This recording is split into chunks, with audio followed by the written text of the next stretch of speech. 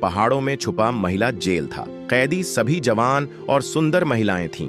बिच्छुओं के पास कोई मानवाधिकार नहीं था। उन्हें दिन में कड़ी मेहनत करनी पड़ती थी ताकि मेयर के लिए पैसे कमा सकें। रात में उन्हें अधिकारियों और अमीरों की सेवा करनी पड़ती थी। अगर वे उन्हें संतुष्ट नहीं कर पाईं, तो उन्हें पीटा जाता था। यह लाल कपड़ों वाली सुंदर लड़की श्याओमेई थी। वह इसलिए भेजी गई क्योंकि वह नशा करना चाहती थी। मेयर ने जेल के नियम पढ़ने के बाद नए बैच को स्नान गृह में स्नान करने के लिए भेजा। फिर उन्हें एक निजी बॉल रूम में भेजा गया जहां पुरुष पुलिस उन्हें लेने आए। उसने थकावट भरी रात झेली। अगली सुबह उसे फिर से काम पर लग जाना पड़ा। बहुत सी जगहों पर कोई सुरक्षा नहीं थी। ऊंचाई पर दुर्घटनाएं आम थीं।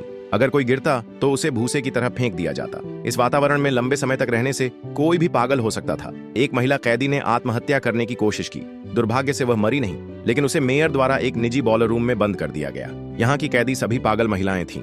जब भी अंदर की महिलाएं बीमार होती थीं, तो उन्हें शांत करने के लिए वाटर गन का उपयोग किया जाता था। श्याओमेई यह सब देख रही थी। वह नशा करने से डरने लगी थी। उसने पानी में तैरने के लिए तरह तरह की चीजों का इस्तेमाल किया। वह नदी में बहती हुई एक पुराने गांव में पहुंची। उसे नहीं पता था कि भेड़िए की मां फिर से झील में घुस आई थी। यहाँ सारे पुरुष थे। एक समूह में बूढ़े पुरुषों ने एक खूबसूरत औरत को देखा। उनकी आंखें हरी हो गईं।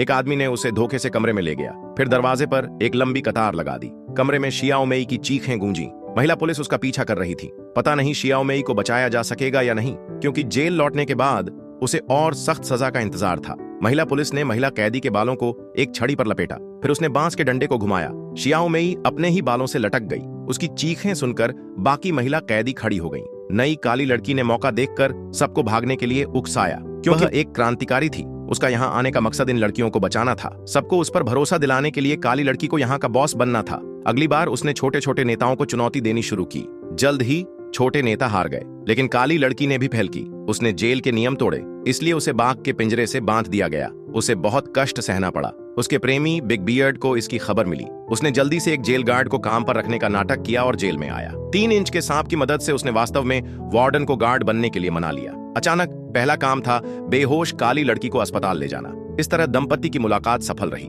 उस दिन लड़कियां हमेशा की तरह काम कर रही थीं।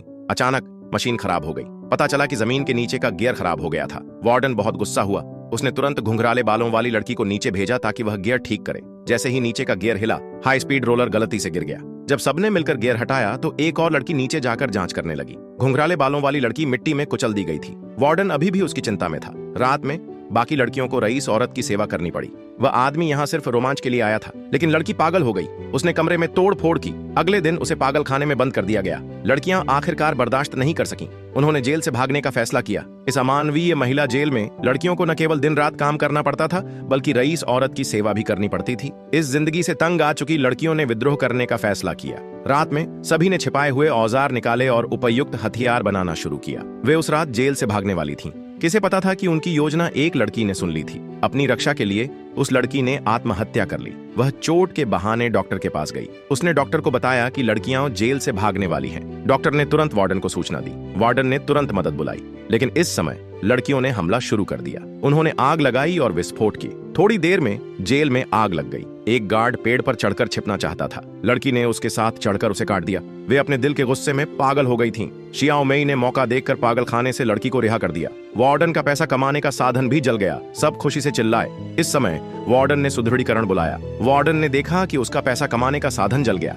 वह इतना दुखी हुआ कि उसने अपनी जांघ पर मारा। उसने देखा कि शेल्फ ढाने वाला था। वार्डन भागना चाहता था, लेकिन उसका पैर फंस गया। अंत में वह अपने पैसा कमाने के साधन के साथ राख हो गया। सुदृढ़ीकरण के हमले ने लड़कियों को कोई प्रतिरोध करने का मौका नहीं दिया। लगभग सभी को मौके पर मार दिया गया। काली लड़की बिग मूंछ के साथ भागी। बिग मूंछ को गोली लगी। दुखी काली लड़की ने जवाबी हमला किया, लेकिन वह एक ग्रेनेड से उड़ा दी गई। अंत में केवल श्याओमेई और एक अन्य लड़की बच गईं। वे कुछ क्रांतिकारियों से मिली। ये क्रांतिकारी काली लड़की और बिग मूंछ के दोस्त थे। शायद श्याओमेई और वे दोनों यहाँ खुशहाल जीवन जिएंगे। फिल्म बिग बर्ड ड्रैगन यहीं खत्म होती है।